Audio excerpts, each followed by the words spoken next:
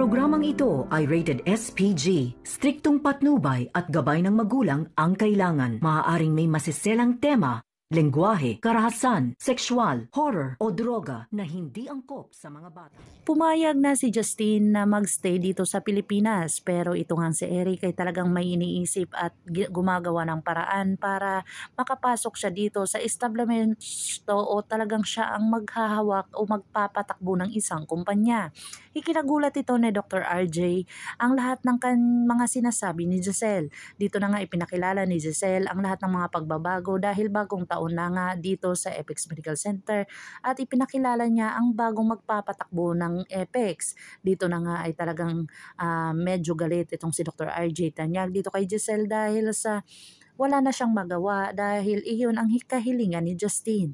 Dito na nga pinagbigyan ni Dr. RJ Tanyag itong kanyang kapatid na si Giselle kung saan talagang dinadamayan niya ito sa lahat ng mga nangyayari sa kanya. Dito na si Justine ay tuwang-tuwa na kung saan nakita niya itong si Annalyn na umiiyak. Inabutan niya ito ng panyo at talagang dinamayan niya ito at sinabihan niya na sana bumalik na lang si Annalyn dito sa Apex Medical Center kasi gusto niya itong makasama at excited na siyang magtrabaho.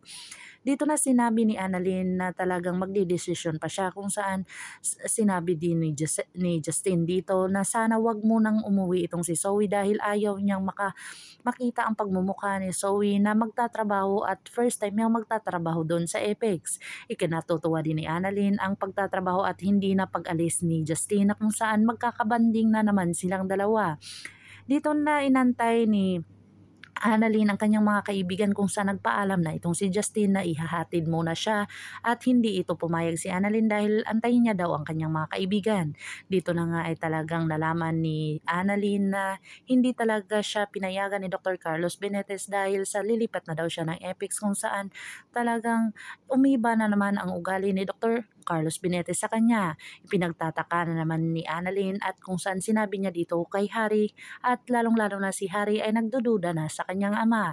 Dito na nga kaya mabubuking itong si Dr. Carlos Benitez sa mga ginagawa niya o talagang ito ang dahilan ni Annalyn para lumipat na sa Apex Medical Center.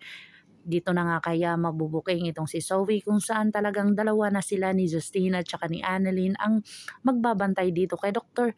Don Pepe at kung saan malalaman na nila ang mga sikreto ni Zoe. Pakakaabangan natin ang mga susunod pa na episode na ito. Ang abot kamay na pangarap. If you like my story, please like, share, and subscribe para ma-update po kayo sa mga susunod pa. Yun lamang po at maraming salamat.